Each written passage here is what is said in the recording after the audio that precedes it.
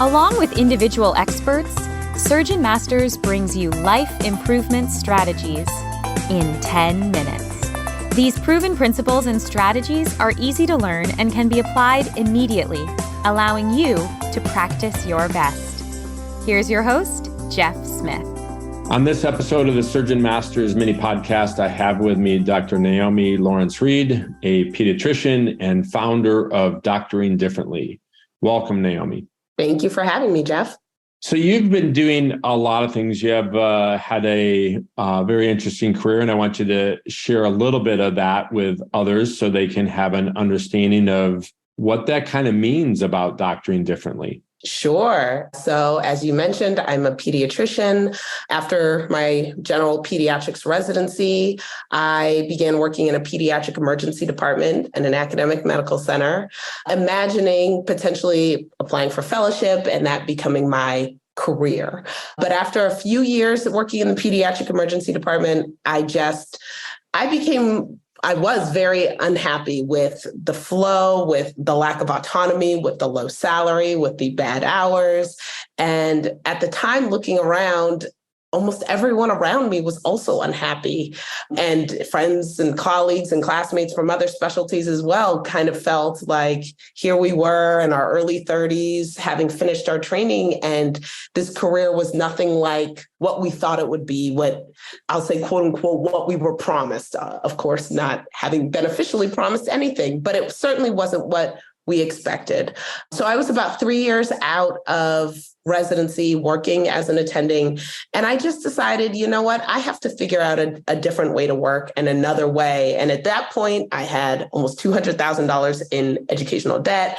I was making my starting salary as a pediatrician in the PZR was $125,000. And I was living in Southern California. So I just said, you know what? I'm going to figure out a way to do this. I just need to pay my bills and pay my loans. I'll figure out the rest later. And that just started with going per diem at another institution in San Diego, in Southern California. And it eventually evolved. I enjoyed the freedom of being per diem, that I could pick up shifts and put down shifts when I wanted to. Of course, I was paid an hourly rate, but I felt like that autonomy and that freedom just gave me a glimpse into what could be possible. I began exploring locums assignments. I started, or I was told by a family friend that any physician could open a Botox or filler practice. And I began doing that. Into the pandemic, I discovered that even pediatricians can do veteran disability work. I also began doing medical expert witness work in telemedicine. And so now I'm about 5 years out from that initial decision to leave the pediatric ER. I have incorporated and evolved almost 7 different kinds of careers that any physician can do, even any pediatrician can do. We're not necessarily capped by the ages of our patients. And I then started Doctoring Differently in 2020 to teach other doctors that they can create the lives and careers that they also want and deserve. And so that theme that you're saying of creating the life and practice that they deserve is what Doctoring Differently is about. And it sounds like you work with other physicians and across all sorts of specialties. So tell me a little bit more about that theme and what other recurring themes are in Doctoring Differently. Sure. Thank you. You stated it perfectly. I teach physicians.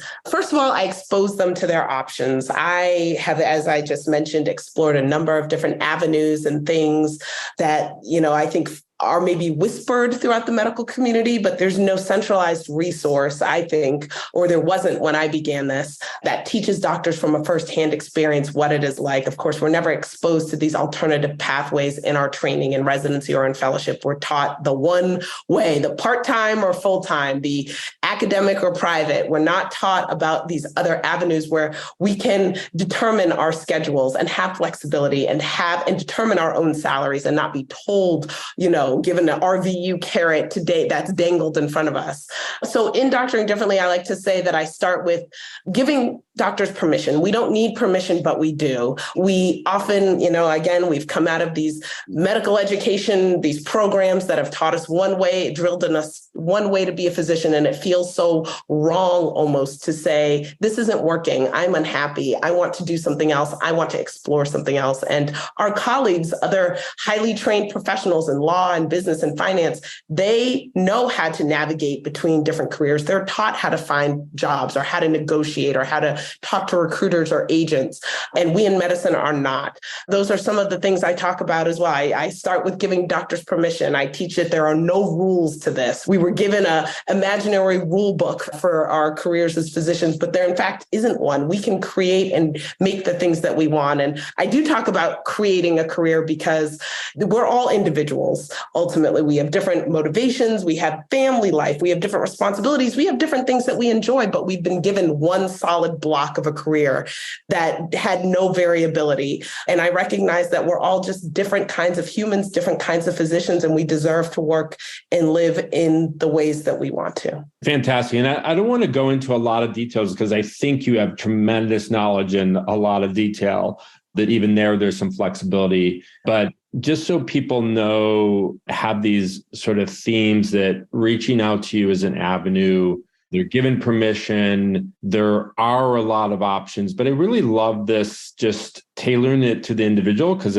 that's what you said. But I think that's so important and it's not fitting in a box. Exactly. And I recognize that it's so intimidating and so scary. I mean, most of us as physicians, we started on this path as late teenagers, as college students, as early 20-somethings in medical school, when at the time we would have ordinarily been our most adventurous. We would have taken the most risks with our career, but we were in this very rigid, we'd already started on this rigid path of medical education. And by the time we're done with medical school, done with residency, we've been fit in such a box, but we have no exposure to, what hadn't been taught to us. Ultimately, I do think a lot of that is by design, but, physicians, we aren't even taught about our malpractice. We're not taught about the terms of our contract. We're not taught how to negotiate or even how to find different kinds of jobs or what we can demand of our employers, which again, I can't help but think is by design. But at this point, at least in my experience of navigating so many different types of medical careers, jobs, essentially, talking to so many physicians, as you said, across specialties, whether it's primary care, surgery, inpatient, outpatient, hospitalist, all of these terms, all of this applies to all of us. And in conventional medical education, I think that so many of us, we're kept isolated from each other. The surgeons are over here, the pediatricians are over there, the radiologists are over there, the pathologists are over there. And we imagine that each different specialty has a better life than we have. And there's so much when we come together as physicians in general, and when we communicate and compare and talk, I think we can truly learn so much from each other, but also recognize that, yes, even me as a pediatrician, I've found so many ways to have flexibility and autonomy and determine my own salary. And I know that that's possible for physicians of absolutely any specialty.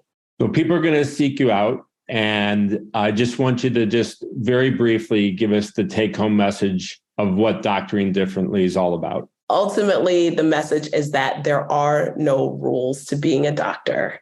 In our minds, we think, I have to stay in this job because I started this job. My family is here. This is the only system I know. This is my community. I have to stay here because I want to make assistant professor, associate professor. I need to get to the next stage, a partner.